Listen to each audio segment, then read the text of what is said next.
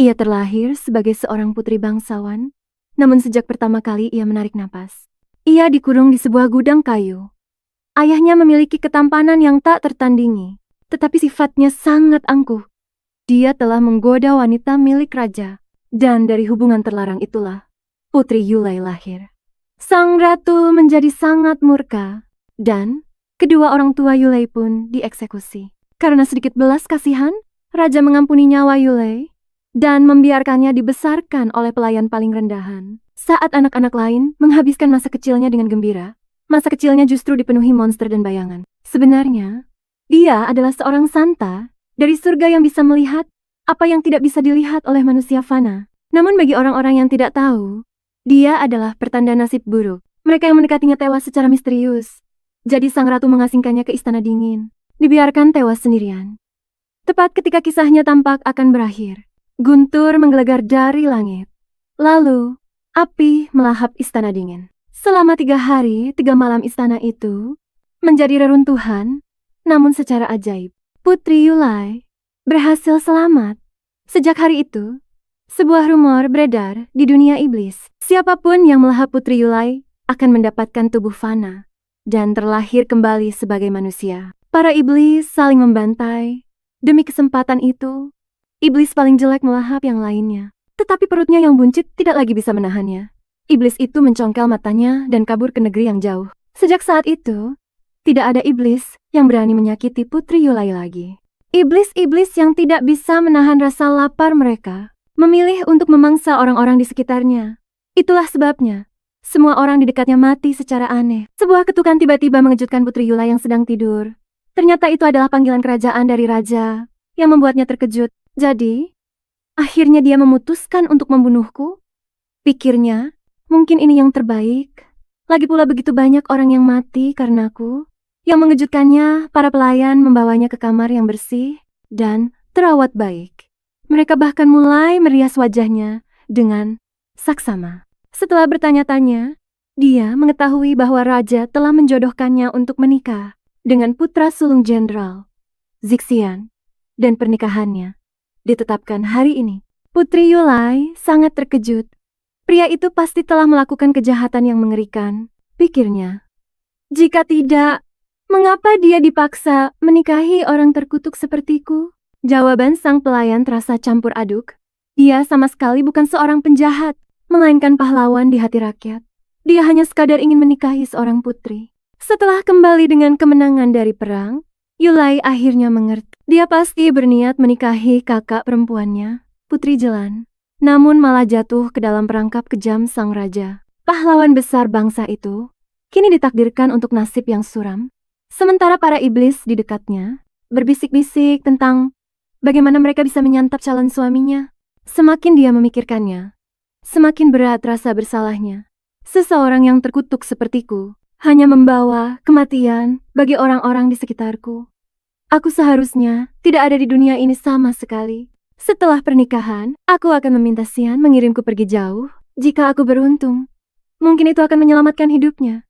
Xian adalah putra sulung sang jenderal, seorang pahlawan di antara rakyat yang pernah berharap untuk menikahi Putri Jelan. Tetapi siasat sang raja tidak memberinya pilihan lain.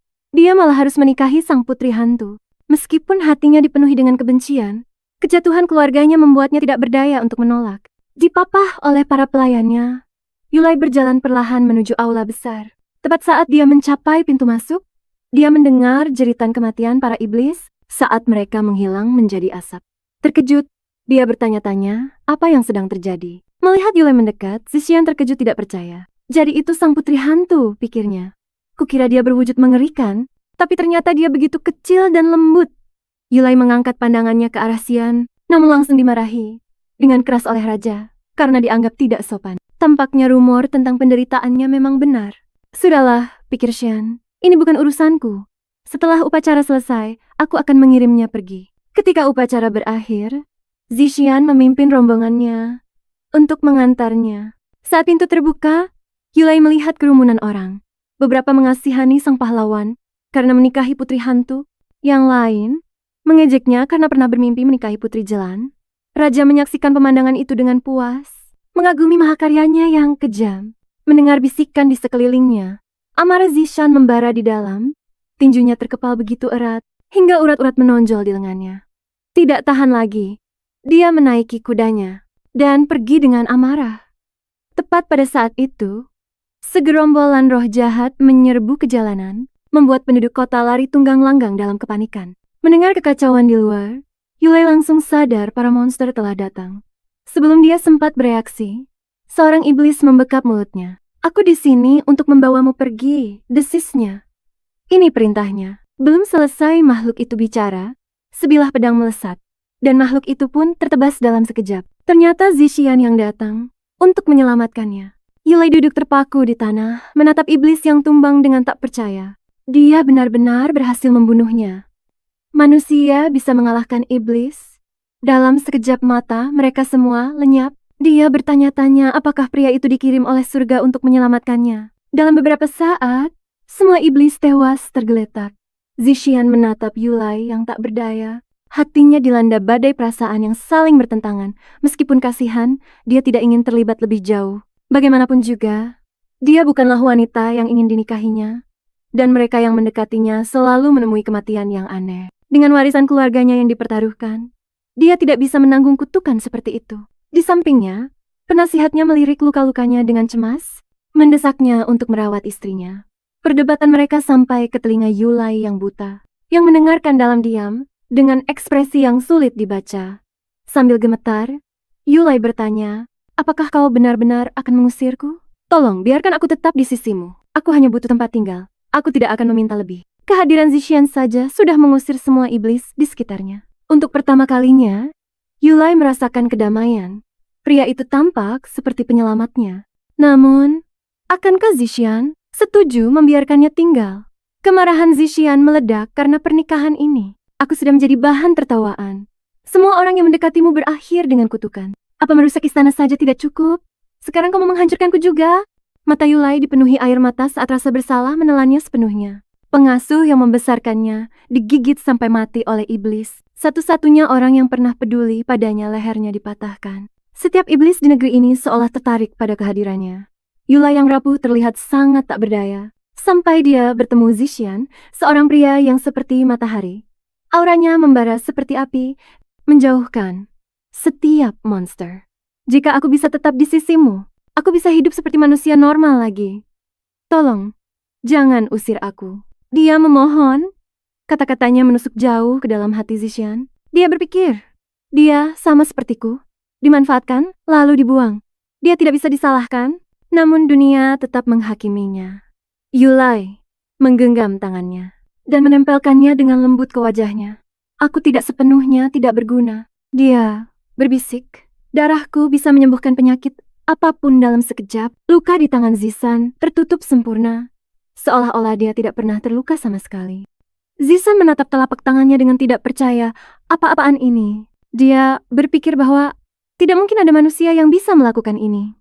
Penasihatnya, yang sangat gembira, mendesaknya untuk memikirkan gambaran yang lebih besar dan berjanji kalau dia sudah punya rencana yang cerdik. Meskipun Zishan enggan, dia akhirnya setuju untuk membiarkan Yulai tinggal di kediamannya. Air mata syukur mengalir di wajahnya.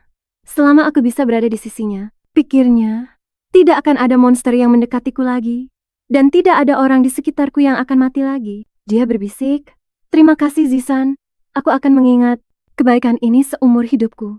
Hati Zishan terasa berat karena bingung. Bidak sepertiku? Untuk apa dia berterima kasih padaku? Sambil berbalik, dia pergi tanpa sepatah kata pun. Keesokan paginya, para bangsawan dan pejabat berbaris di luar gerbangnya, bersemangat untuk mencari muka. Melihat wajah lelah Zishan, sang penasihat terkekeh. "Anda adalah bagian dari keluarga kerajaan sekarang. Bangun kekuatan Anda perlahan-lahan, dan pemulihan klan Anda akan segera tiba." Dia mengeluarkan gulungan berisi nama, lalu menjelaskan, "Ini adalah para bangsawan yang menderita penyakit tak tersembuhkan. Dengan adanya putri hantu di bawah atap kita bisa menyembuhkan mereka. Untuk bertahan hidup, mereka tidak punya pilihan lain selain berpihak pada kita." Zishan ragu-ragu, tidak yakin, apakah ini benar-benar hal yang benar untuk dilakukan? Bayangan wajah Yulai yang rapuh dan sedih terus membekas di benaknya. Di satu sisi ada warisan keluarganya. Di sisi lain ada seorang gadis yang menanggung kesedihan. Hatinya dipenuhi keraguan. Di halaman yang sunyi, Yulai duduk sendirian saat pelayannya, Xiaoyan, mendekat dengan raut wajah khawatir. Dia sudah tinggal di kediaman itu selama berhari-hari, namun Zishan selalu menggunakan latihan sebagai alasan untuk menghindarinya. Rasa frustrasi Xiaoyan tumbuh setiap malam, tetapi Yulai tidak merasakan kebencian yang sama. Hari-hari di kediaman jenderal ini, pikirnya, adalah yang paling bahagia dan paling damai dalam hidupku. Dulu, Yulai selalu dihantui oleh monster. Lalu datanglah Zishan, seorang pria bak matahari, yang memberinya kehangatan dan harapan, memberinya keberanian untuk hidup kembali. Dia hanya merasakan terima kasih padanya, bukan kebencian. Xiaoyan menatapnya dengan tidak percaya. Sang putri hantu, dalam rumor, dikatakan sangat menakutkan. Namun wanita di hadapannya ini lembut dan baik hati. Tiba-tiba, terjadi keributan.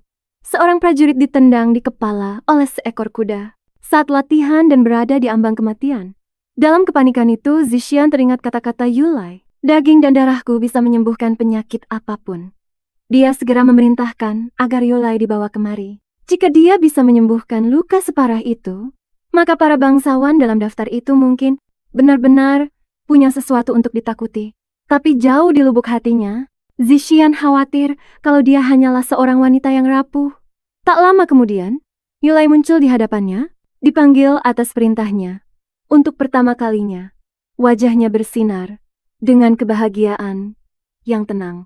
Zishan mengambil tangannya dan menuntunnya untuk diletakkan di atas kepala prajurit yang terluka. Bisakah kau menyelamatkannya? Tanyanya.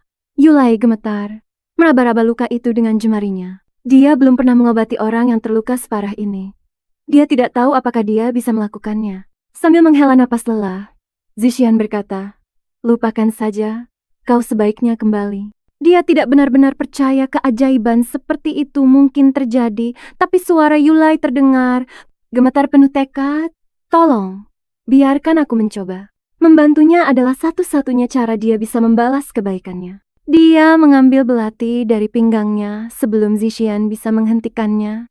Dia sudah menyayat lengannya hingga terbuka. "Apa yang kau lakukan?" teriaknya kaget. Yulai menatapnya dengan tatapan kosong. Suaranya bergetar. "Aku hanya ingin menyelamatkannya." Zishan dengan canggung menutup matanya, malu dengan tindakannya yang gegabah. Dia melepaskan tangan Yulai dan memberinya isyarat untuk melanjutkan. Sambil meraba-raba kepala prajurit itu, Yulai membiarkan darahnya menetes ke luka, membungkuk lebih dekat untuk merasakan ritme hidupnya yang samar. Dengan cemas, Zishan bertanya, apakah itu berhasil? Karena Yulai tidak bisa melihat, dia menyuruhnya untuk memeriksa sendiri. Saat dia melihat, kepala prajurit itu sembuh total, tidak ada bekas luka yang tersisa. Zishan tertegun. Wanita, macam apa dia? Apakah dia manusia? Melihat luka terbuka di lengannya sendiri, dia sadar bahwa Yulai bisa menyembuhkan orang lain, tapi tidak bisa menyembuhkan dirinya sendiri. Karena tidak mendengar jawaban darinya, Yulai berkata dengan lembut bahwa dia bisa memberikan lebih banyak darah untuk memastikannya. Tapi Zishan menahan tangannya. "Kau sudah melakukan cukup," katanya lembut. Tangannya diletakkan di atas kepalanya. Sebuah upaya yang canggung untuk menenangkan yang membuatnya membeku kebingungan. Zishan sendiri merasa canggung. Sekarang apa? Apakah tepukan di kepala saja sudah cukup? Pipi Yulai memerah. Matanya berkaca-kaca saat dia berbisik. Akhirnya, aku bisa berguna." Zishan menatap Yulai dengan tidak percaya. Dia tersenyum, terluka, berdarah, namun tetap tersenyum. "Kenapa?" pikirnya. "Mengapa bersukacita saat kau melukai dirimu sendiri hanya untuk menyelamatkan orang asing?" Dadanya terasa sesak oleh rasa sakit aneh yang belum dia sadari, tapi dia perlahan-lahan jatuh cinta padanya. Dan sekarang, apa yang harus dia lakukan dengan daftar para bangsawan yang sakit dan sekarat itu? Saat matahari terbenam, tawa menggema dari ruang kerja di halaman samping. Penasihat baru saja mendengar kabar bahwa Yulai telah menyelamatkan prajurit yang terluka dan sangat gembira. Ada seorang saudagar kaya dari kerajaan Shilon. Dia memulai dengan penuh semangat. Putrinya sakit parah. Jika kita bisa menyelamatkannya, masalah keuangan kita akan hilang dalam semalam. Zishan terdiam. Dia tahu luka Yulai dari sebelumnya belum sembuh. Jika mereka menunggu terlalu lama, mereka mungkin akan kehilangan kesempatan Terbujuk oleh kata-kata penasihat, dia akhirnya setuju untuk menyebarkan berita bahwa putri hantu bisa menyembuhkan penyakit apapun, menandai langkah pertama untuk membangkitkan kembali kekuatan keluarganya. Di bawah bulan pucat dan langit yang gelisah, sang penasehat menunggu dengan cemas hingga akhirnya pengunjung pertama mereka tiba. Bangsawan yang putus asa itu berlutut dan memohon, "Tolong selamatkan putriku, aku akan membayar berapapun harganya." Melihat ayah yang putus asa di hadapannya, Zixian segera memerintahkan anak buahnya untuk membawa Yulai. Saudagar itu tertegun. "Tunggu, apa kau sedang membicarakan putri hantu dari legenda itu?" Beberapa saat kemudian, Yulai tiba di pintu. Dipanggil lagi, membuatnya merasakan kebahagiaan dalam hati. Mengenakan sutra yang elegan, kecantikannya yang pucat tampak seperti bukan dari dunia ini. Zixian melangkah maju seperti seorang pria terhormat dengan lembut menuntun Yulai yang buta masuk ke dalam ruangan. Saudagar itu membeku saat melihatnya. Ketakutan terpancar di wajahnya. Dia mengambil langkah ragu-ragu untuk berbicara, namun langsung dibungkam oleh tatapan dingin Zixian yang mengancam. Kini sepenuhnya pasrah pada mereka. Saudagar itu menelan rasa takutnya. Yang dia inginkan hanyalah menyelamatkan putrinya. Bahkan jika itu berarti harus melewati api. Yulai berlutut di samping anak yang tidak sadarkan diri itu. Tangannya dengan hati-hati menelusuri wajah mungil gadis itu. Mengambil sebuah belati, dia dengan cekatan menyayat telapak tangannya. Dia membiarkan darahnya menetes ke dalam mulut anak itu. Saudagar itu terkesiap ngeri dan menepis tangannya sambil meraih putrinya. Dia berteriak, "Beraninya kau menggunakan kepercayaanku untuk tipuan sekejam ini? Dia hanya seorang anak kecil. Kau memberinya minum darahmu." Tapi sebelum ada yang bisa menjawab, gadis kecil itu bergerak, mengucek matanya. "Ayah," bisiknya. Pedagang itu membeku. "Oh, sudah sadar? Oh, benar-benar sudah sadar?" Suaranya bergetar karena tidak percaya. Air mata mengalir di wajahnya saat dia berlutut membungkuk berkali-kali. "Maafkan saya salah. Saya tidak akan pernah melupakan kebaikan Anda, Nona." Mendengar suara gadis itu, Yulai tersenyum lembut. Hatinya hangat dengan kelegaan yang akhirnya datang. Dia berpikir, ada sesuatu yang bisa aku lakukan untuk membantu. Zixian melirik Yulai dari sudut matanya. Kenapa dia selalu memasang ekspresi seperti itu? "Aku berjuang setiap hari untuk membangun kembali warisan keluargaku, namun dia melukai dirinya sendiri dan membiarkan orang lain memanfaatkannya." Dan masih bisa tersenyum. Semakin dia memikirkannya, semakin berat hatinya. Bukan kebodohannya yang menyakitinya, melainkan fakta bahwa dialah yang mengeksploitasinya. Saat dia berbalik untuk pergi, dia meraih ujung jubahnya dan bertanya dengan ragu-ragu, apakah aku benar-benar berguna untukmu?" Dengan kesal, Zixian menjawab, "Iya, kau berguna. Itu saja. Kembalilah dan obati lukamu." Mendengar kata-katanya, Yulai menangis. "Dulu, semua orang di sekitarku mati karena aku, tapi sekarang aku akhirnya bisa menyelamatkan orang lain. Terima kasih, Zixian. Kau telah membantuku mewujudkan satu-satunya keinginanku." "Terima kasih." Semakin dia berterima kasih, semakin buruk perasaan Zixian. Mengapa seseorang yang kumanfaatkan malah berterima kasih padaku? Dia mendorong pintu hingga terbuka dan keluar dengan marah. Bayangannya memenuhi pikirannya, dan dia masih tidak menyadari bahwa Yulai telah berakar di hatinya. "Jika membangun kembali keluargaku berarti mengorbankannya, apakah itu masih sepadan?" tanyanya dalam hati. Sejak serangan monster di pesta pernikahan, kerajaan Shilong dilanda kepanikan. Para penyelidik kerajaan tidak menemukan apapun. Jadi kasus itu diserahkan kepada para penyihir istana. Salah satu dari mereka, Rulan, mengamati kota selama berhari-hari dan menemukan bahwa hanya kediaman jenderal yang tidak tersentuh oleh monster. Rekannya, Rusher, menjawab dengan tenang, "Itu karena ada seorang pria di sana yang bersinar seperti matahari. Tidak ada monster yang berani mendekatinya." Tepat saat mereka kehabisan petunjuk, seorang penduduk desa bergegas masuk, berteriak bahwa seseorang telah terbunuh.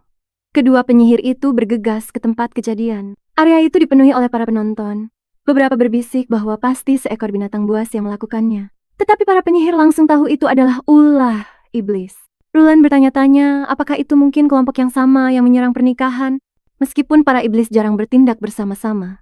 Akan tetapi, Roshua langsung mengetahui yang sebenarnya.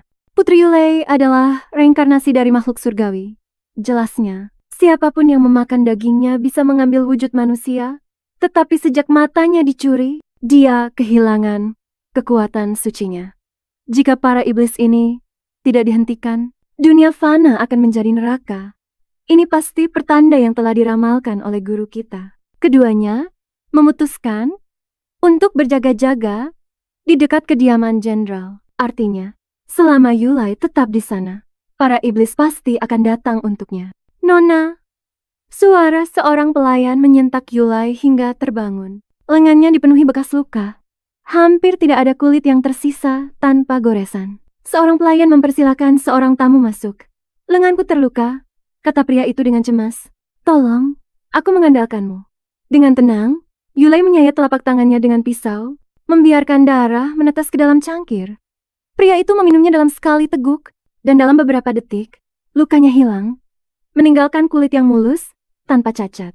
Yulai menyeka darah dari tangannya, sedikit meringis kesakitan. Ceklek, suara pintu terkunci menggema, senyum lembut terukir di bibirnya. Pengobatan terakhir hari ini telah selesai. Meskipun tubuhnya babak belur, dan kakinya terlalu lemah untuk berdiri, dia tidak mengeluh sedikit pun.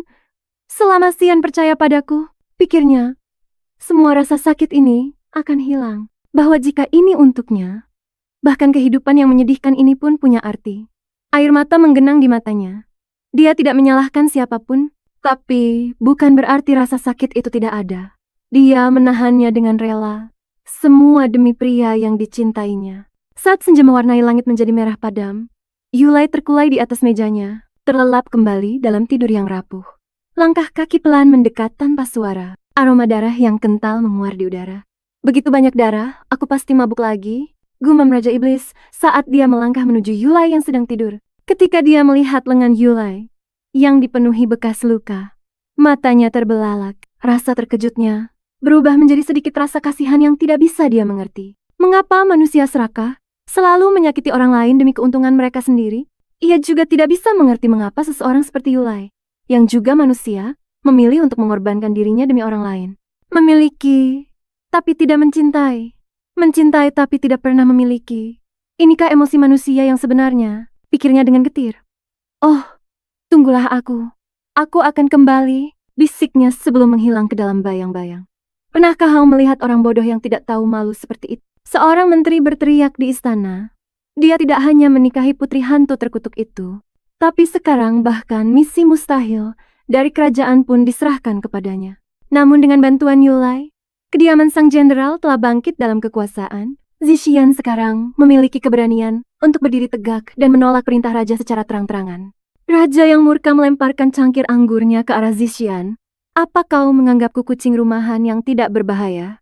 Dia berteriak, atas kelancanganmu, aku menuduhmu melakukan pengkhianatan. Para penjaga menyeret Zixian keluar dari aula. Di koridor, Zixian hampir bertabrakan dengan putri jalan, wanita yang pernah sangat ingin dinikahinya. Kepalamu, kau terluka, katanya lembut dengan tatapan khawatir. Tapi Zixian menepis tangannya. Aku sudah menikah sekarang, putri. Tolong jaga sikap Anda. Tanpa sepatah kata pun, dia berbalik dan pergi. Dari balik sudut, suara penasihatnya terdengar, kau tidak pernah benar-benar mencintai putri jalan. Kau hanya ingin menaklukkannya karena kau membenci ayahnya, Raja Jalan. Zixian membeku di tempatnya. Jadi, itu bukan cinta? Lalu untuk apa semua perjuanganku selama ini? Pikirnya, hatinya tenggelam dalam kebingungan. Sang penasihat memperhatikan luka di dahi Zixian dan bertanya tentang itu. Lalu menyarankan agar Yulai mengobatinya sebelum meninggalkan bekas luka. Seketika, bayangan senyum lembut Yulai yang rela berkorban muncul kembali di benak Zixian. Jika aku membiarkannya mengobatiku, pikirnya, dia akan memotong tangannya sendiri tanpa ragu-ragu, tanpa protes, tanpa keraguan, dan dia mungkin akan berterima kasih padaku setelahnya. Membayangkannya saja membuat hatinya terasa pilu.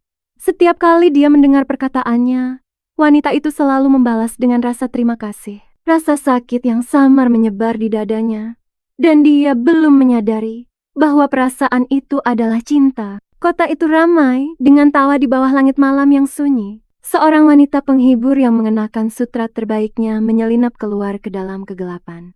Dia sedang menuju untuk bertemu dengan pria yang selalu muncul setelah tengah malam Minum sendirian, pendiam, tetapi sangat tampan dan berkelas. Matanya yang tajam dan memesona, bisa membuat siapapun yang melihatnya menahan napas. Gadis itu berlari ke arahnya dan menghambur ke dalam pelukannya.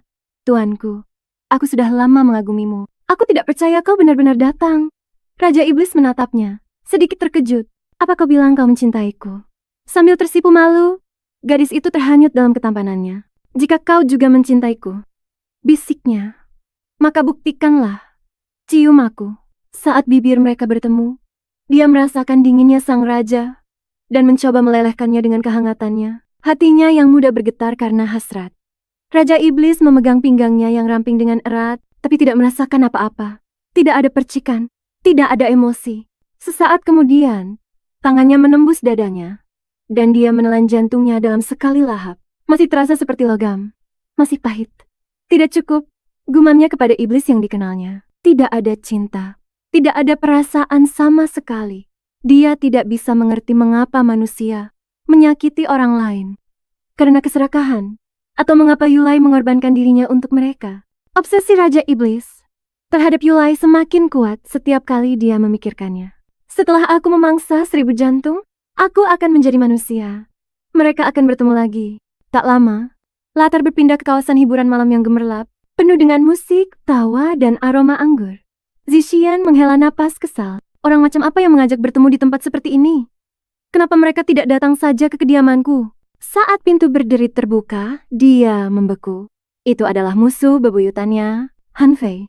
Han Fei selalu menganggapnya sebagai duri dalam daging, musuh di setiap kesempatan. Bahkan pernikahan Zixian dengan putri hantu adalah salah satu saran licik Han Fei kepada raja. Kenapa dia memanggilku sekarang? Han Fei memberi isyarat dengan sopan agar Zixian duduk, nadanya menyelidik. Kudengar kediamanmu cukup sibuk akhir-akhir ini.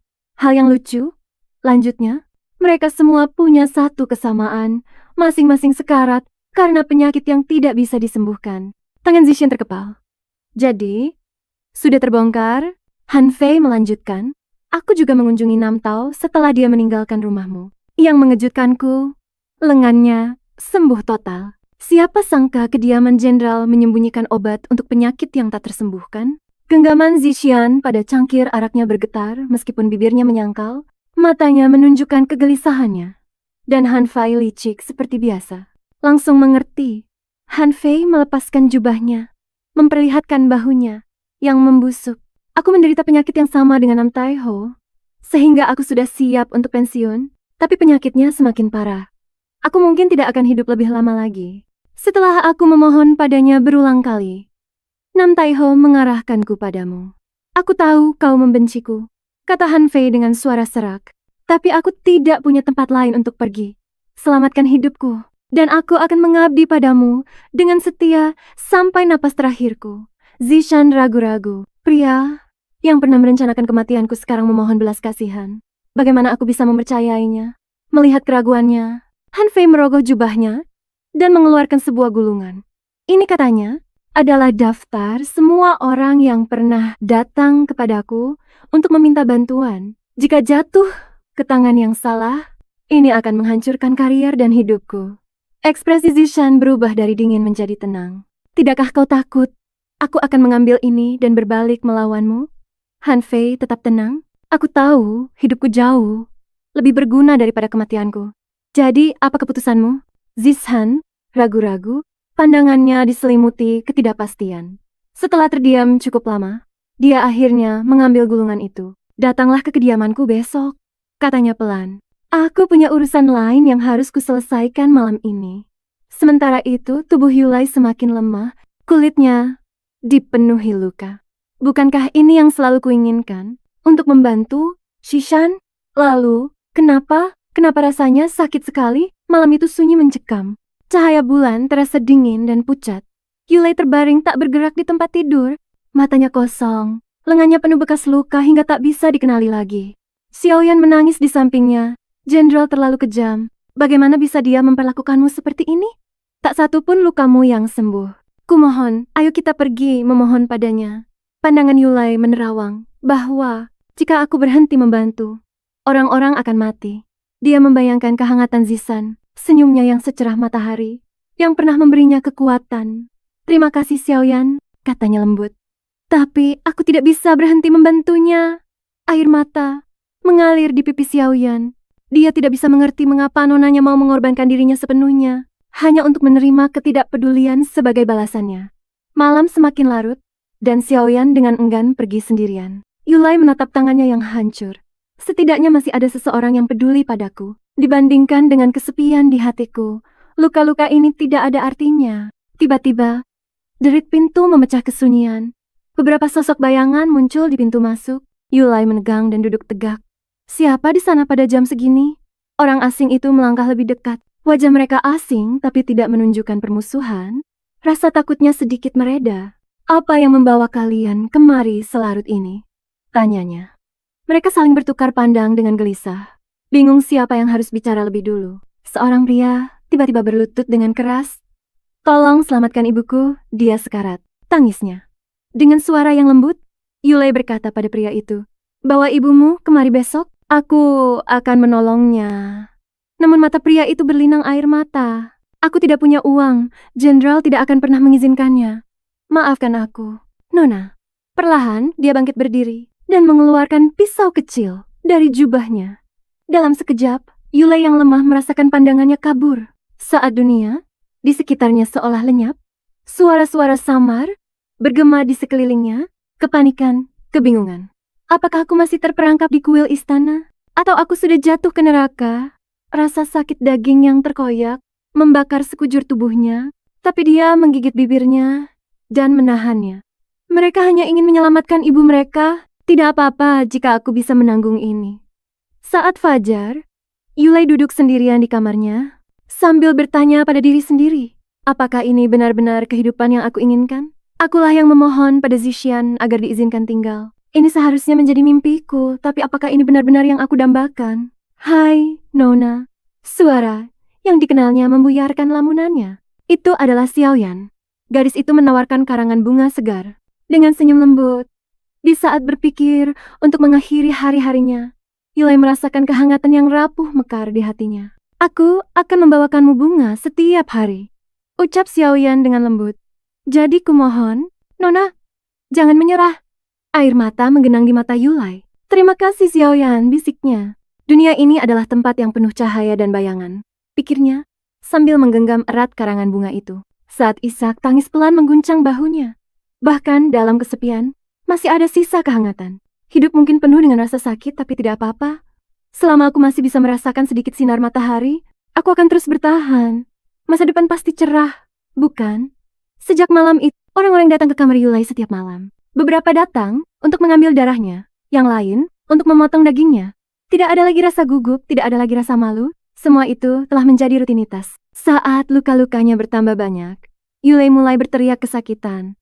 Tetapi para pelayan bahkan tidak bergeming. Mereka sudah mati rasa terhadap penderitaannya.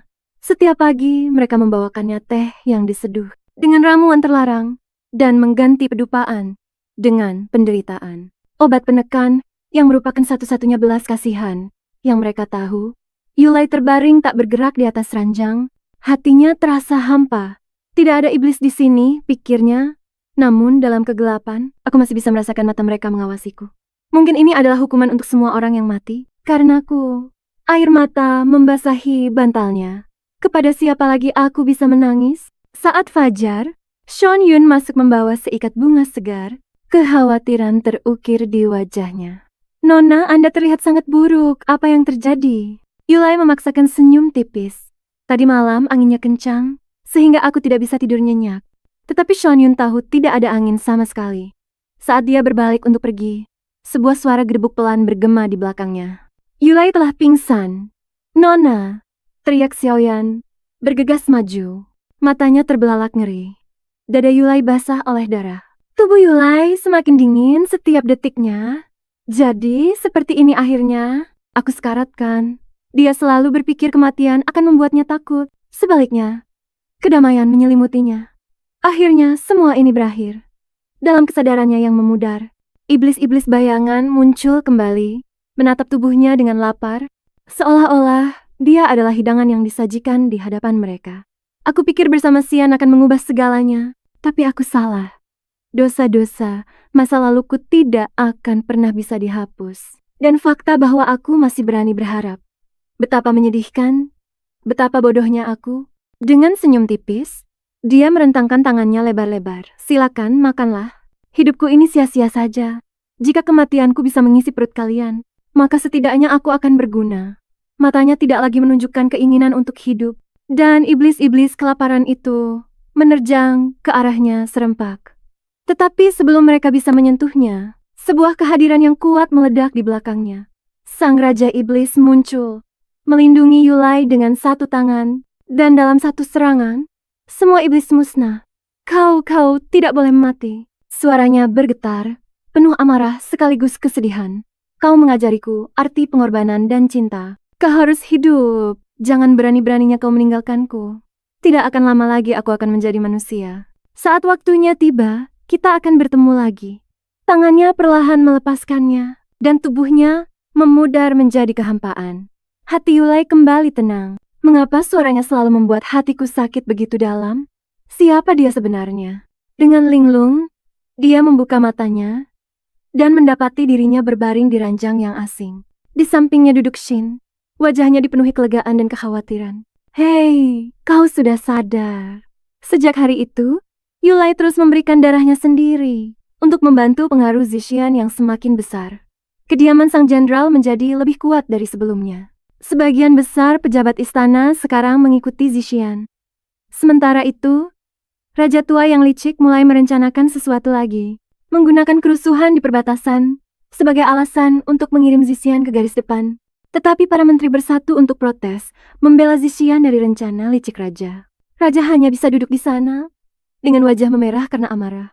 Lain kali kalau kalian semua memutuskan untuk pindah pihak, pikirnya dengan getir, bisakah seseorang memberitahuku lebih dulu? Apa aku terlihat seperti tidak butuh harga diri? Zishian pulang dengan penuh kemenangan. Senyum langka tersungging di bibirnya. Berpikir bahwa jika ini adalah masa lalu, aku masih akan menjadi pion yang dimanfaatkan orang lain. Tetapi sekarang dengan para menteri di pihak, memulihkan kejayaan keluargaku, akhirnya berada dalam jangkauan. Begitu dia masuk, suara pertengkaran menarik perhatiannya. Kepala pelayan dan Xiaoyan sedang saling berteriak. Saat Xiaoyan melihatnya, dia langsung berlutut dengan keras. Jenderal, aku mohon padamu, biarkan Nyonya beristirahat selama beberapa hari. Bagaimana bisa Anda membiarkan luka baru dibuat pada seseorang yang tidak sadarkan diri? Tubuhnya panas seperti api. Jika ini terus berlanjut, dia akan mati. Kata-katanya bagaikan pukulan telak bagi Zishian. Dia sama sekali tidak mendengar kabar tentang Yulai yang pingsan. Apa katamu? Dia pingsan, dan kau tetap mengobati pasien? Xiaoyan menatapnya, terkejut. Bukankah Anda yang memerintahkan para pelayan untuk terus melakukannya? Untuk membuat Nyonya melanjutkan pengobatan? Kemarahan meledak di dada Zishian. Dia berbalik dan bergegas menuju halaman belakang. Para pelayan membeku saat melihatnya menyerbu masuk. Wajah mereka pucat pasi. Dia menendang pintu kamar Yulai hingga terbuka. Aroma tajam dan pahit langsung menusuk hidungnya. Pengalamannya bertahun-tahun di medan perang memberitahunya apa itu dupa anestesi. Matanya terbelalak melihat pemandangan di hadapannya. Dia terbaring tak bergerak di tempat tidur. Kulitnya pucat seperti kertas. Apa yang telah kulakukan? Pikirnya. Hatinya terasa mencelos. Setiap hari aku membawakannya lebih banyak pasien. Setiap luka di tubuhnya adalah salahku. Tanpa ragu, Zishian menggendongnya dan berlari keluar. Kalian menyembunyikan ini dariku, raungnya. Jika dia mati, tak satu pun dari kalian yang akan hidup untuk melihat matahari terbit lagi. Zishian membawa Yulai kembali ke kamarnya sendiri. Langsung berteriak memanggil dokter. Tubuhnya terlalu ringan. Sangat ringan, sampai terasa bukan seperti manusia. Dia menatap wajah pucat, tak bernyawa wanita itu. Hatinya terasa pilu. Kenapa aku merasa seperti ini? Kupikir aku membencinya. Bahkan aku tidak tahan melihatnya. Lalu, kenapa sekarang terasa sakit? Tapi sudah terlambat untuk menyesal. Semua itu tidak penting lagi. Dokter datang dengan cepat dan memeriksa denyut nadinya. Ekspresinya menjadi muram. Tubuh nona ini dipenuhi luka yang terinfeksi. Kemungkinan karena pisau yang tidak bersih yang digunakan berulang kali untuk mengeluarkan darah. Dia menghela napas berat. Bahkan jika dia selamat, dia mungkin akan menderita akibatnya seumur hidup. Kemarahan Zishian memuncak, mengingat wajah-wajah gelisah para pelayan. Dia langsung mengerti apa yang telah terjadi. Aku tidak peduli Berapapun biayanya, geramnya, suaranya bergetar karena amarah.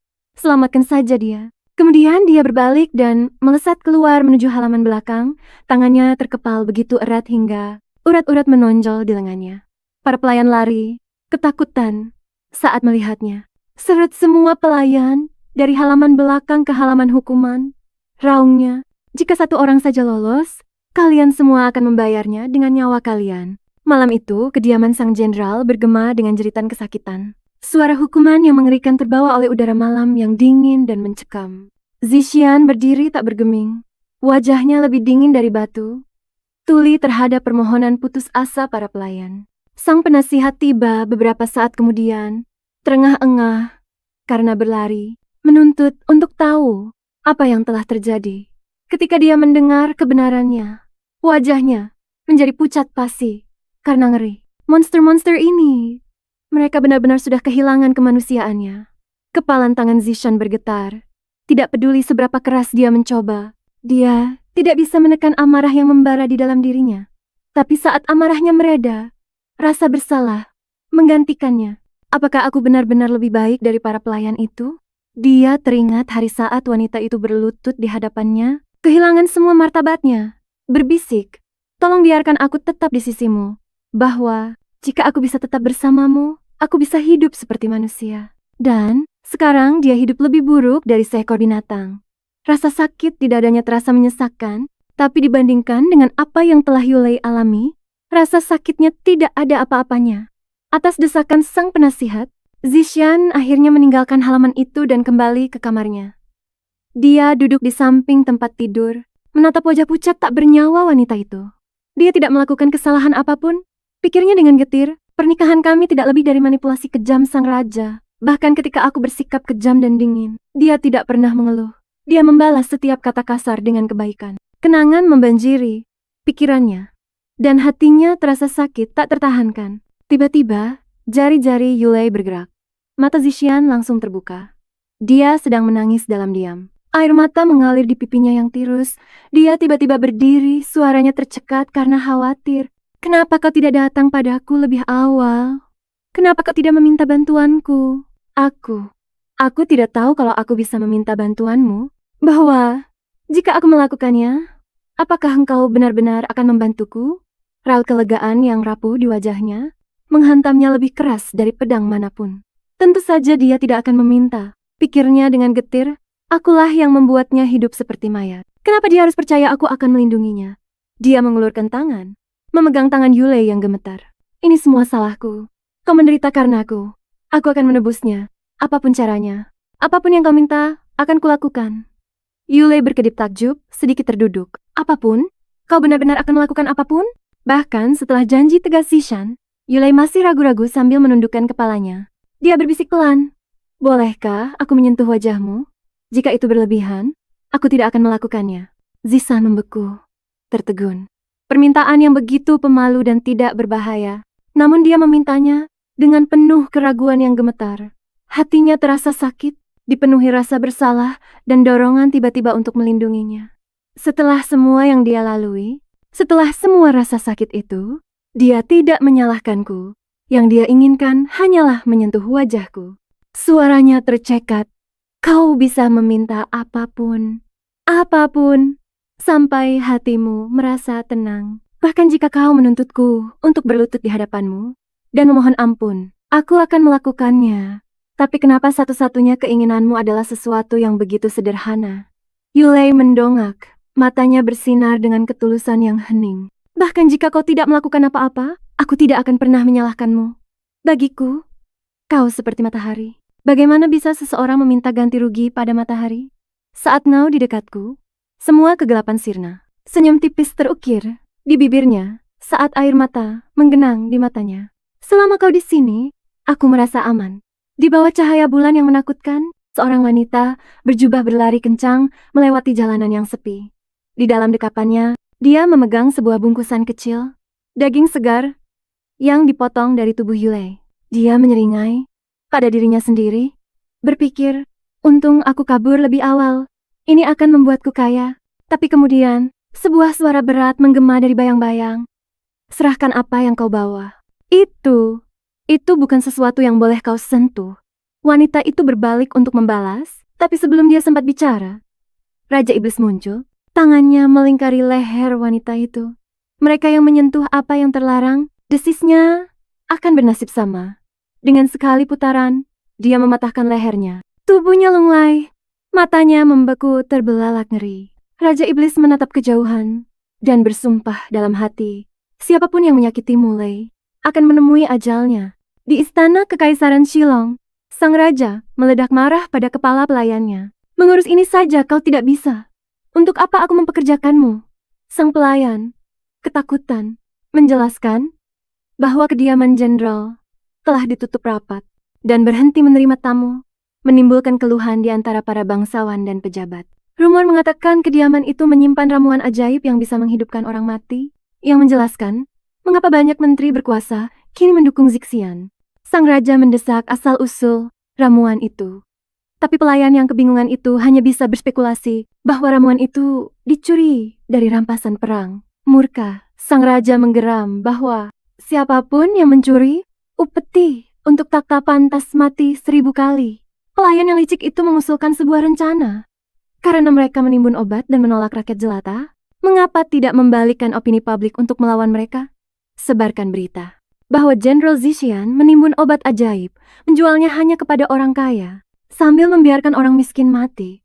Reputasinya akan hancur, dan rakyat akan memberontak.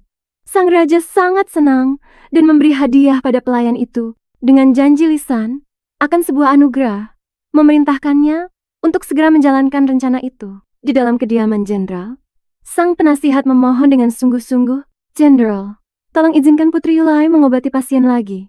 Bahkan jika hanya sekali setiap 3 hari, selama itu tidak memperburuk kondisinya." Ekspresi Zixian menjadi dingin. Dia menolak tanpa ragu-ragu. Dia teringat peringatan dokter dan senyum polos Yulai yang lembut.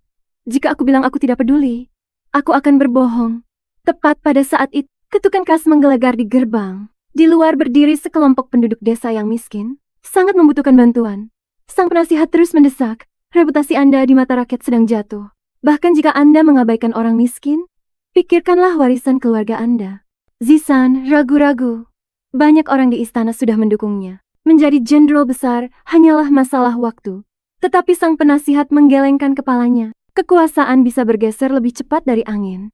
Dan jika sebuah skandal pecah, bahkan Putri Yulai pun bisa direnggut. Dan jika Anda diasingkan, Jenderal, bagaimana Anda akan bisa membangun kembali nama keluarga Anda?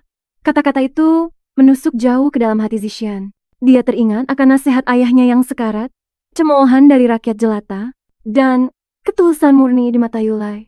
Dia berdiri di persimpangan jalan, terbelah antara ambisinya dan wanita yang mempercayainya sepenuhnya. "Aku tidak akan menyerah," pikirnya dengan gigih. "Mereka bilang kau tidak bisa mendapatkan keduanya, tapi aku akan mendapatkannya." Dia berjalan cepat menuju taman dan menemukan Yulai sedang memetik bunga di luar. Rambutnya menari lembut ditiup angin sepoi-sepoi. Momen itu terlihat hampir damai. Merasa khawatir, dia melangkah maju. "Tabib menyuruhmu untuk tidak keluar saat angin kencang. Kenapa kau ada di sini?" Yulai menoleh padanya dengan senyum berseri. "Aku merasa jauh lebih baik." "Tidak apa-apa sungguh." Nada suara Zixian mengeras. "Bahkan jika para pelayan sudah dikurung, mungkin masih ada orang lain yang mengawasimu. Cepat kembali ke dalam sekarang." Terkejut oleh amarahnya, Yulai menundukkan kepala seperti anak yang dimarahi. "Maafkan aku akan segera kembali." Zixian menghela napas. Rasa bersalah melembutkan suaranya. "Jika kau merasa bosan, aku akan meminta Xiaoyan untuk menemanimu. Jangan berkeliaran sendirian lagi ya." Dadanya terasa sesak setiap kali dia melihatnya. Emosinya kusut dengan cara yang tidak bisa dia jelaskan. "Aku masih punya urusan yang harus kuselesaikan," gumamnya. "Aku akan datang untuk memeriksamu nanti malam." Mata Yulai terbelalak kaget. "Benarkah? Aku akan menunggumu di kamarku." "Aku janji." Dia tersenyum seperti anak kecil yang berjemur dalam kehangatan, dan tidak ada yang pernah peduli padanya seperti ini sebelumnya, terutama pria yang bersinar seperti matahari. Sore itu, matahari terbenam mewarnai langit dengan rona keemasan. Yulai duduk diam di dekat jendela, tenggelam dalam pikirannya. Xiaoyan memanggil namanya beberapa kali, tetapi dia tidak menjawab. Karena khawatir, Xiaoyan bertanya, apakah dia merasa tidak enak badan? Yulai tersenyum samar. Tidak, aku hanya sedang berpikir. Tetapi bagi seseorang yang menahan semuanya dalam diam, jawaban itu hanya memperdalam kekhawatiran. Saat keduanya sedang berbicara, Zixian muncul kembali, bertanya dengan lembut, apakah Hong sudah makan? Setelah seharian sendirian di kamarnya, Yulai tidak punya selera makan. Zixian mengerutkan kening. Apa kau sakit lagi? Dia sedikit panik, melambaikan tangannya. Tidak, aku baik-baik saja. Hanya tidak lapar. Xiaoyan menyarankan agar dia berjalan-jalan sebentar sebelum makan malam. Yulai langsung membeku, takut merepotkan Zixian lebih jauh lagi. Tapi Zixian tetap tenang, berbalik ke arah pintu. Pergilah berganti pakaian, katanya lembut. Aku akan menunggumu di luar. Yulai menatap Zixian dengan tidak percaya. Hatinya berdebar-debar antara kagum dan gugup. Kebaikan Zixian terasa hampir tidak nyata. Sambil ditopang oleh Xiaoyan, dia berjalan perlahan keluar di mana Zixian sudah menunggunya. Saat melihatnya berdandan, sebuah pikiran melintas di benaknya. Dia terlihat seperti anak ayam dengan pakaian itu. Dia menawarkan lengannya dan berkata dengan lembut, "Peganglah lengan bajuku. Apa ada sesuatu yang ingin kamu makan?" Yulai terdiam sejenak, lalu tersenyum tipis. Ada permen dengan kelopak bunga. Pengasuhku membelikannya. Untukku saat aku kecil, aku menyimpannya berhari-hari sebelum menghabiskannya. Zixian terkekeh pelan, itu keinginan yang sangat kecil. Aku akan membelikannya untukmu saat kita menemukannya. Sangat gembira. Yulai tertawa. Tetapi sebuah batu yang longgar mengenai kakinya. Dan dia tersandung hingga jatuh ke tanah sambil meraba-raba, mencari tanpa daya. Pemandangan itu mengingatkan Zixian pada malam pertama pernikahan mereka. Merasa malu, Yulai menundukkan kepalanya, malu karena telah merepotkannya lagi. Dada Zixian terasa sesak karena rasa bersalah. Dia berlutut mengambil sepatunya, dan dengan lembut memasangkannya kembali ke kakinya. Pegang tanganku, katanya pelan. Dengan begitu lebih aman, jadi kau tidak akan tersesat lagi. Yulai menatap kosong ke arahnya. Dia bersikap baik karena merasa bersalah, pikirnya, tapi aku sudah memberitahunya sebelumnya. Tidak peduli bagaimana dia memperlakukanku. Jadi kumohon, Seishin, jangan merasa bersalah. Biarkan saja aku tetap di sisimu. Hanya itu yang kuinginkan. Zixian menuntunnya melewati pasar malam yang ramai, berharap jalan-jalan itu bisa menambah nafsu makannya. Meskipun pembunuhan baru-baru ini masih menghantui kota, pasar itu penuh dengan kehidupan. Ini adalah pertama kalinya Yulai melihat keramaian seperti itu, dan dia merasa takyub. Jadi, seperti inilah keindahan dunia.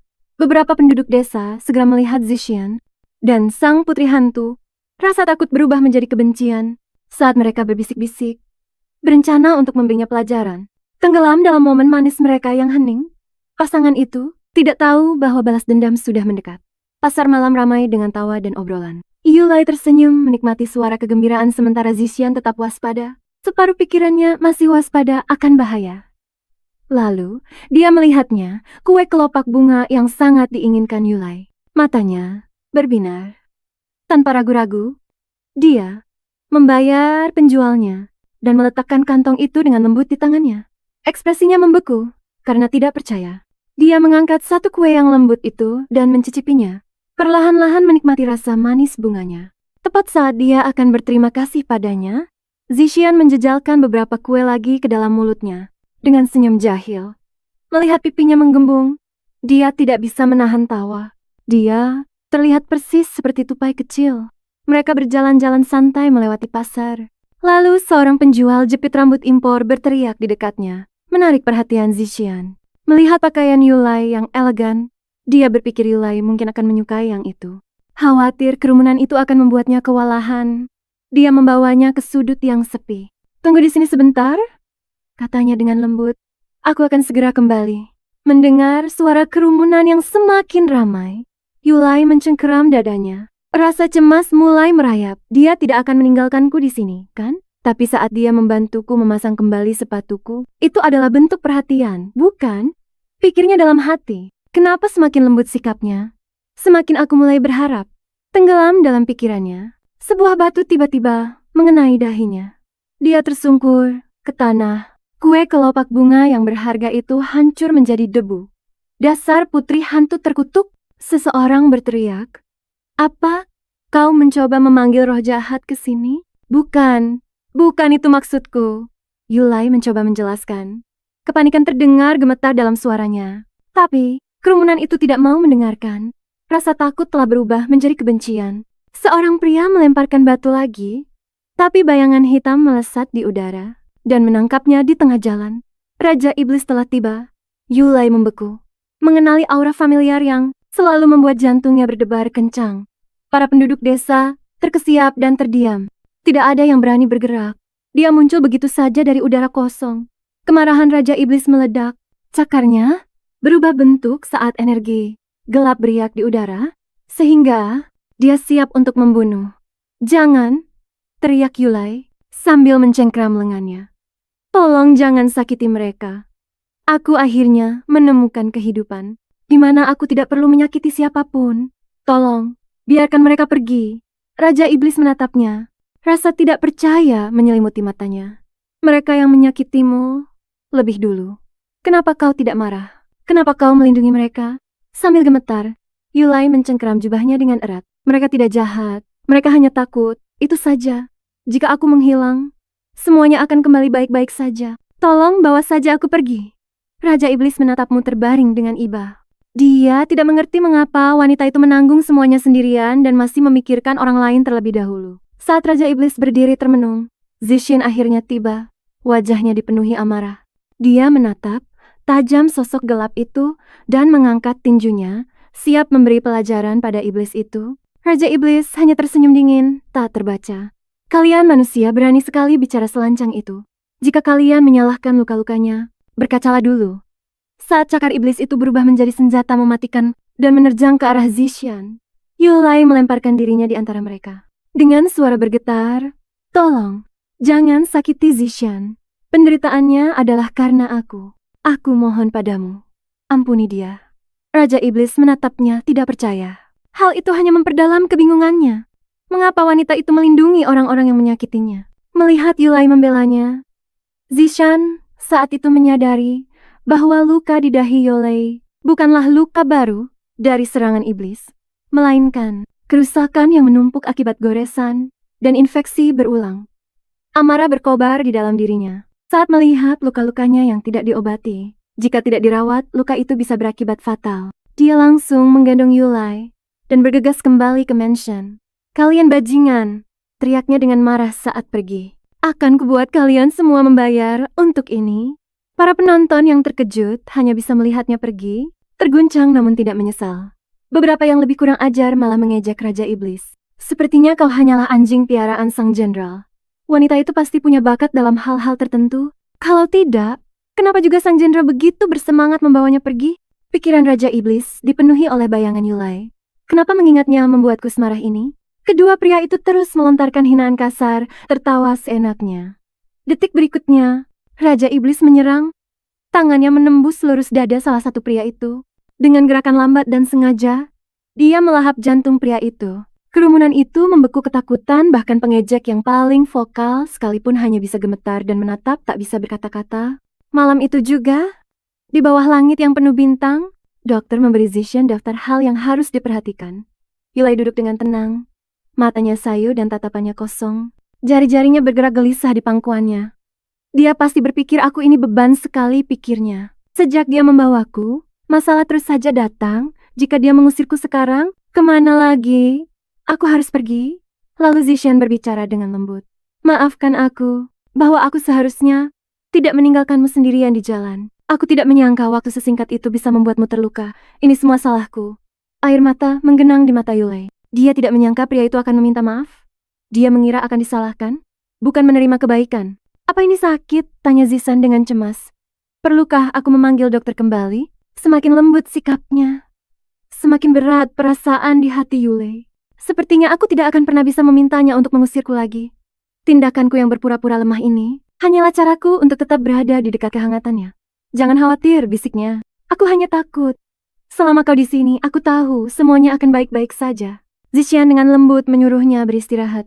Kau harus tidur lebih awal, ucapnya lembut. Hanya jika pikiranmu pulih, tubuhmu juga akan sembuh. Dia menyelimutinya dengan hati-hati, gerakannya pelan dan lembut. Tepat saat dia berbalik untuk pergi, dia berhenti di ambang pintu, sambil memegang jepit rambut di tangannya. Dia bergumam dalam hati kepada para dewa, "Tolong biarkan dia segera pulih, karena aku tidak tahan lagi melihatnya menderita." Angin musim semi menggerisikkan daun-daun dedalu, tapi kedamaian jauh dari kerajaan Shilon. Semakin banyak mayat ditemukan setiap harinya. Dilihat dari lukanya, mungkin puluhan penyerang terlibat, namun setiap mayat memiliki tanda yang sama. Jantungnya hilang. Biasanya, monster akan bertarung dan saling mencabik untuk makanan. Tapi para korban ini tidak memiliki luka tambahan, hanya presisi dan tujuan. Simpul Magister Shilua dengan muram. Mereka semua pasti mengikuti satu tuan. Jika kita menemukan pemimpinnya, kita bisa mengakhiri kekacauan ini. Tepat saat itu, seorang murid yang panik berlari masuk. Terengah-engah, pasar malam. Terjadi pertumpahan darah. Semua orang yang pergi ke sana tadi malam tewas. Para penyihir bergegas ke lokasi. Pemandangan itu membuat mereka membeku ngeri. Seluruh jalanan basah oleh darah. Lebih dari 100 mayat tergeletak dalam tumpukan yang mengenaskan. Kemarahan Shilua meledak. Jika aku tidak membalaskan ini, aku bukan manusia lagi. Di sudut jalan yang gelap, Raja Iblis berdiri diam, menatap kue kelopak bunga yang hancur di tangannya. Setiap kali dia mengingat bayangan Yulai di pelukan Zixian, rasa sakit menyimpul di dadanya.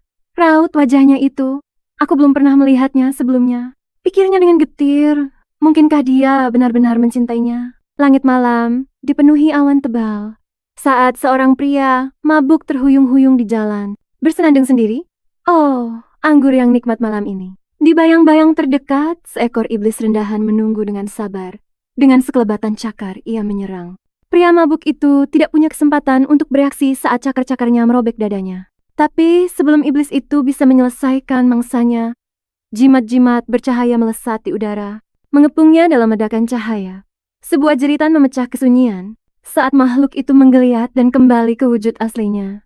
Magister Shiloh melangkah maju dan mencengkeram leher gagak yang meronta-ronta itu. Bicara, geramnya, atau akan kurebus kau jadi sup malam ini. Gemetar di bawah tekanan spiritualnya, gagak itu berkoak. Setiap iblis punya nama sejati yang tersembunyi jauh di dalam jiwanya. Jika seseorang mengetahuinya, mereka bisa mengendalikan hidup dan mati kami. Suatu hari dia muncul. Dia tahu semua nama sejati kami. Dia memerintahkan kami untuk mengambil jantung manusia. Kami tidak punya pilihan selain patuh. Kedua magister itu saling bertatapan ngeri. Hanya seekor iblis mengendalikan mereka semua? Tanya Shiloh. Siapa yang disebut tuan itu? Namanya, bisik iblis kecil itu, adalah Yetu. Mata Rushu menjadi dingin. Yetu, penjagal ratusan orang. Saat aku menangkapmu nanti, kau akan lenyap dari dunia ini selamanya. Di tempat lain, setelah dengan lembut menidurkan Yulai, Sishan diam-diam menyelimutinya dan menyelinap keluar sendirian ke dalam malam. Raja Iblis muncul sekali lagi dalam mimpi Yulai. Suaranya rendah namun anehnya lembut. Manusia yang menyiksamu itu, mengiris dagingmu, menguras darahmu. Kenapa kau tidak membencinya? Kenapa kau membelanya? Yulai tersentak bangun di dalam mimpi itu. Suara itu adalah kehadiran yang sama yang dia rasakan di pasar malam. Monster itu.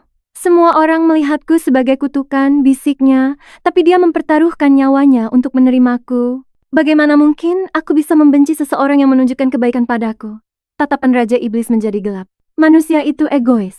Lagi pula, tidak peduli seberapa baik kelihatannya dia hanya memanfaatkanmu untuk keuntungannya sendiri. Manusia lain manapun pasti sudah lari saat daging mereka teriris. Tapi kau tetap tinggal. Kenapa? Dia tiba-tiba mencengkeram lengannya.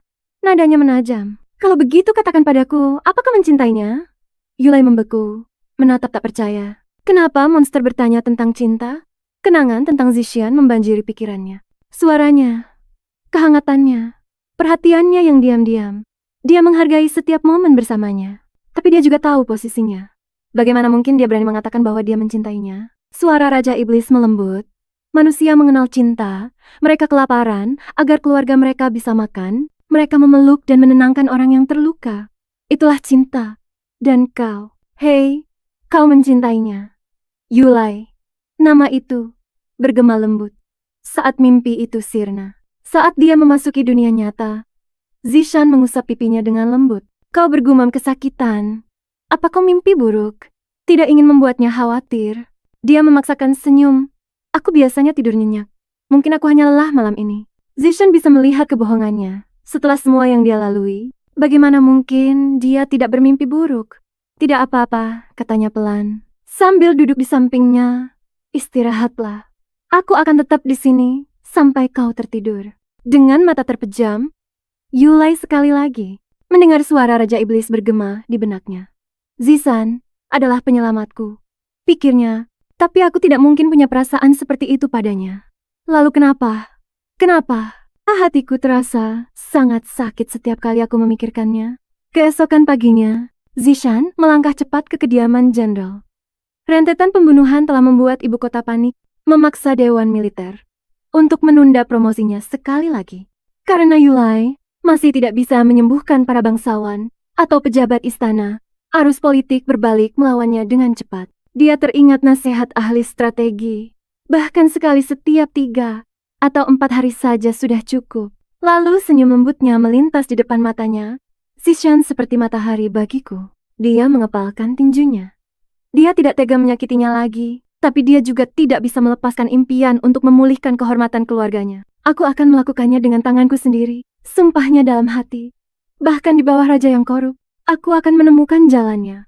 Tiba-tiba, seorang pelayan menerobos masuk dengan terengah-engah. Tuan, ini gawat. Nona. Dia menghilang. Kepala pelayan bergegas masuk tepat di belakangnya. Kami sudah mencari kemana-mana, Tuan. Amarah Zishan langsung meledak. Hatinya terasa pilu membayangkan tubuh Yulai yang rapuh. Jangan bilang dia diculik lagi, untuk diambil darahnya, untuk dipotong dagingnya. Tidak, tidak akan pernah lagi.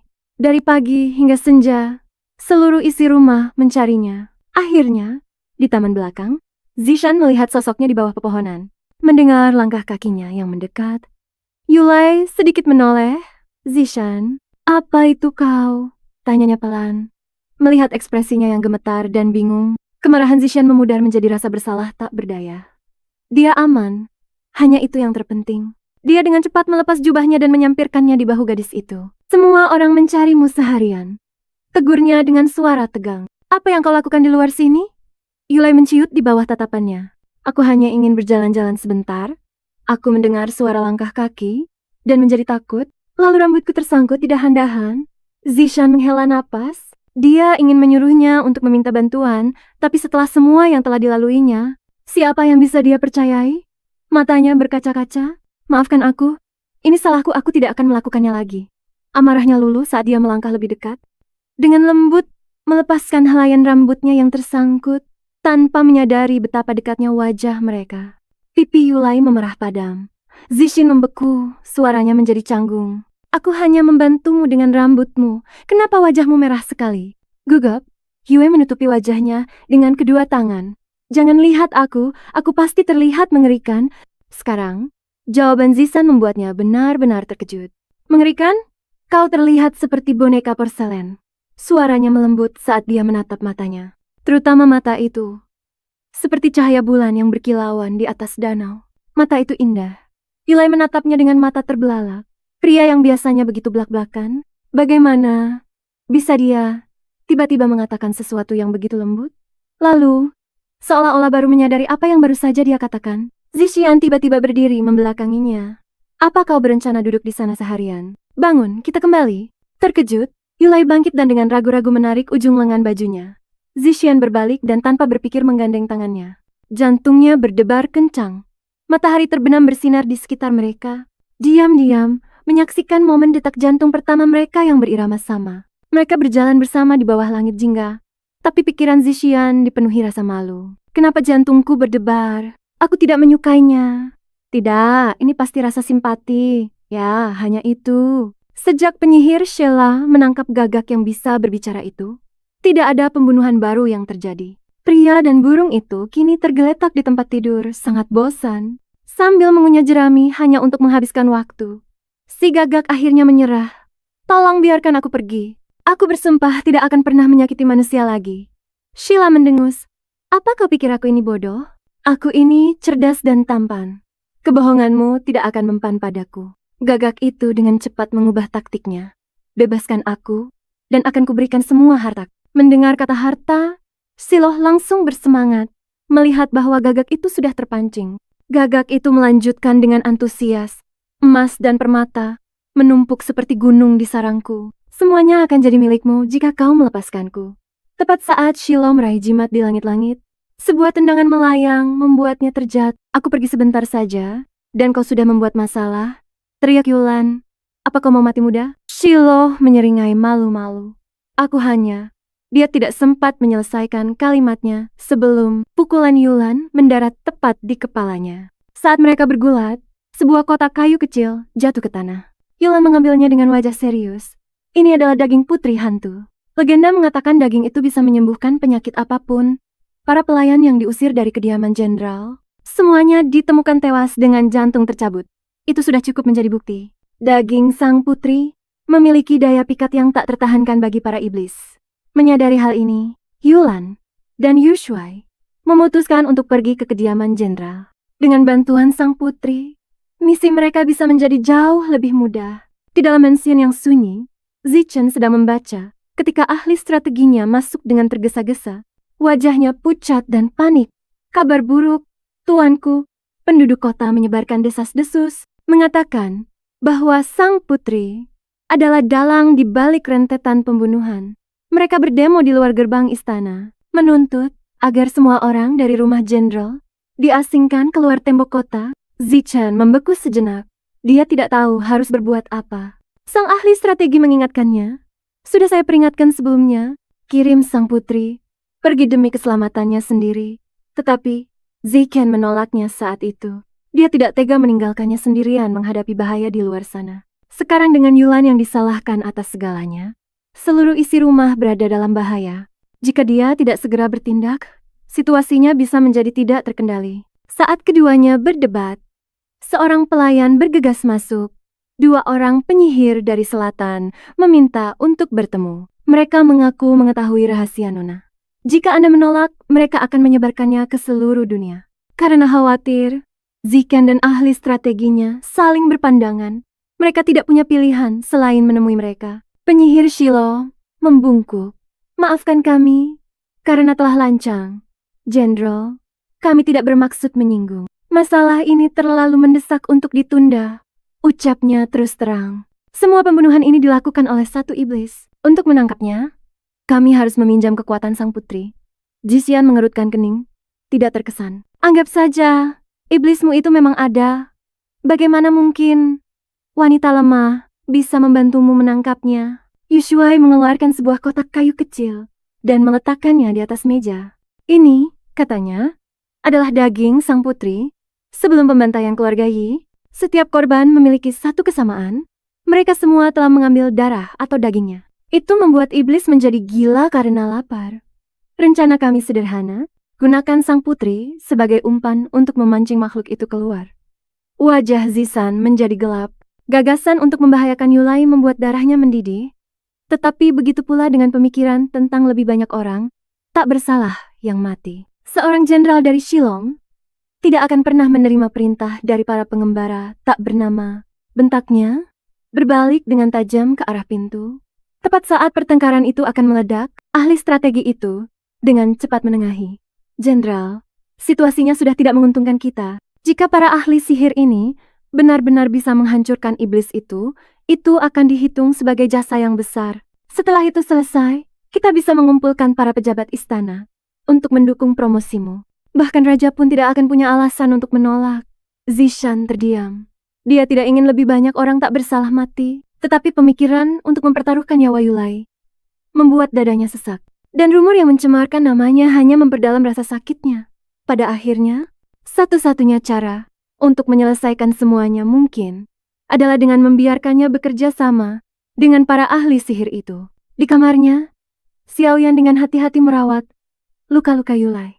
Setelah berhari-hari dirawat, lukanya hampir sembuh. Mendengar desahan lega Xiaoyan, Yulai tersenyum lembut. Jadi akhirnya aku tidak terlihat begitu menakutkan lagi ya. Tawa mereka berhenti saat Zixian masuk. Dia memberi isyarat agar Xiaoyan pergi. Aku perlu berbicara dengannya. Berdua saja. Mendengar nada bicaranya yang serius, Yulai menjadi tegang. Apakah aku melakukan kesalahan lagi? Maafkan aku. Zixian memotongnya dengan lembut. Pembunuhan di kota terus berlanjut. Orang-orang ketakutan, dan pihak istana tidak berdaya. Dua orang ahli sihir datang hari ini. Mereka mengklaim ada iblis di baliknya. Wajah Yulai menjadi pucat pasi. Kenangan tentang istana kembali membanjiri pikirannya. Semua orang yang dekat dengannya menemui akhir yang mengerikan. Tangannya gemetar. Apakah ada orang yang menderita karena aku lagi? Apakah kali ini dia akan mengusir? Mereka percaya iblis itu mengincarmu, kata Zixian pelan. Mereka ingin menggunakanmu sebagai umpan untuk memancingnya keluar. Matanya melembut karena khawatir. Aku tidak mau itu, tapi yang mengejutkannya. Yulai mengangguk tanpa ragu. Matanya berkaca-kaca. Jika ini bisa membantu orang lain, aku tidak takut. Tidak peduli seberapa berbahayanya itu. Seumur hidupku orang-orang menderita karena aku. Mungkin sekarang, aku akhirnya bisa menyelamatkan seseorang. Zixian menatapnya, terdiam karena begitu banyak orang yang tewas di sekitarnya. Tapi semua itu bukan salahnya. Namun dia menanggung rasa bersalah mereka, seperti sebuah kutukan. Siap mati, jika itu berarti penebusan. Orang-orang itu memanfaatkanmu, katanya dengan getir. Apa kau tidak membenci mereka karena itu? Dia menggelengkan kepalanya dengan lemah. Begitu banyak yang mati karenaku. Hak apa yang kumiliki untuk membenci seseorang? Terkadang aku takut, bisiknya. Tapi saat aku memikirkanmu, rasanya seperti ada cahaya dalam kegelapanku selama aku berguna untukmu, maka kau tidak akan mengusirku. Jika aku bisa tetap di sisimu, aku tidak takut pada hal lain. Malam itu, di bawah rembulan pucat, mereka berkumpul di ruang kerja untuk membahas rencana. Para penyihir akan menyamar sebagai pelayan, membawa tandu dengan jebakan yang dipasang di sepanjang rute. Begitu iblis itu muncul, mereka akan menyerang. Masih merasa tidak tenang, Zixian bersikeras untuk ikut sendiri. Tetapi jika Zixian ada di sana, iblis itu tidak akan pernah muncul. Tidak ada makhluk kegelapan yang bisa mendekati pria yang bersinar seperti matahari. Dia tiba-tiba teringat malam pernikahan mereka. Bagaimana Yulai memohon untuk tetap di sisinya. Begitu rendah hati, begitu putus asa. Apakah itu alasannya? Karena kehadiranku membuatnya aman dari mereka. Berjalan mondar-mandir, Zixian merasa hancur. Untuk memancing iblis itu, dia harus melemparkan Yulai ke dalam bahaya. Dan pikiran itu membuat dadanya sesak. Penyihir Shiloh menyadari keraguannya. Jika terjadi sesuatu, katanya dengan tenang, kami akan mengirim sinyal. Kau bisa langsung masuk saat itu juga. Yulai, yang selalu lembut, tersenyum tipis. Mereka sudah mempersiapkan segalanya. Zixian, tolong jangan terlalu khawatir. Suaranya melembut bahkan jika terjadi sesuatu yang salah. Selama itu untukmu, semua ini sepadan. Ketulusannya yang tanpa rasa takut membuat Zixian terdiam. Dia hanya bisa berdoa agar semuanya berjalan lancar, agar takdir tidak mempermainkannya dengan kejam lagi. Ketika semuanya sudah siap, dia dengan hati-hati mengangkat Yulai ke dalam tandu itu sendiri. Para pelayan yang menyamar mengusungnya perlahan keluar dari kediaman jenderal. Jalanan dipenuhi oleh orang-orang yang menonton. Bisikan-bisikan menyebar di antara kerumunan.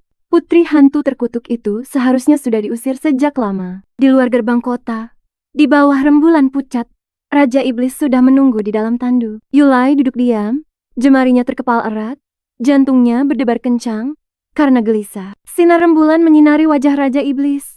Wajah yang dulu dipenuhi luka yang tak terhitung jumlahnya, ini tampak tenang namun penuh duka.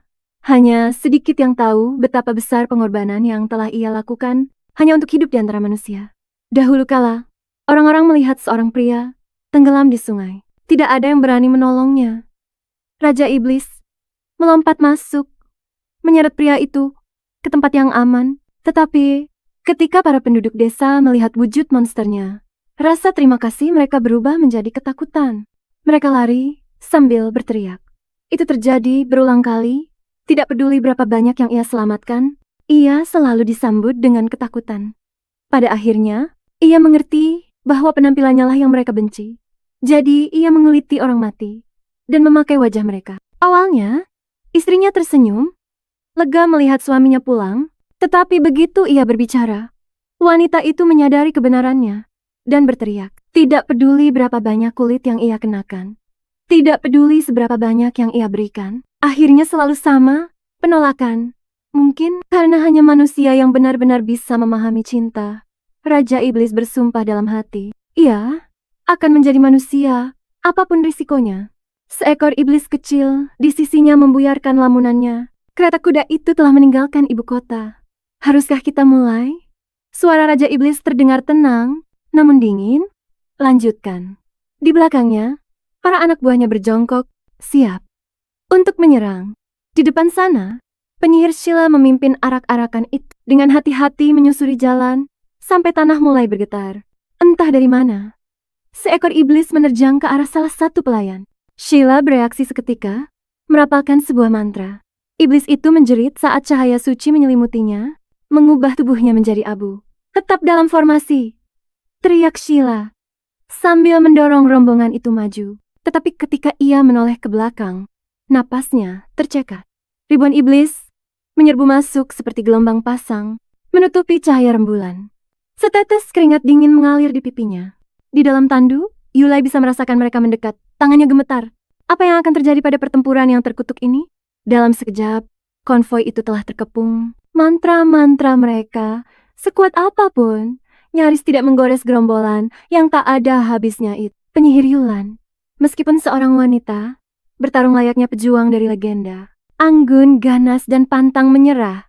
Tetapi rasa lelah mulai menguasainya. Yushu, pikirkan sesuatu, teriak Yulan. Namun Raja Iblis tidak terlihat dimanapun. Bahkan Gagak yang ditangkap pun tidak bisa merasakan auranya. Dia masih sangat jauh. Yushu melemparkan segenggam kertas jimat ke udara. Jimat-jimat itu meledak di antara para iblis, menyala dalam kobaran api yang menghancurkan gerombolan itu.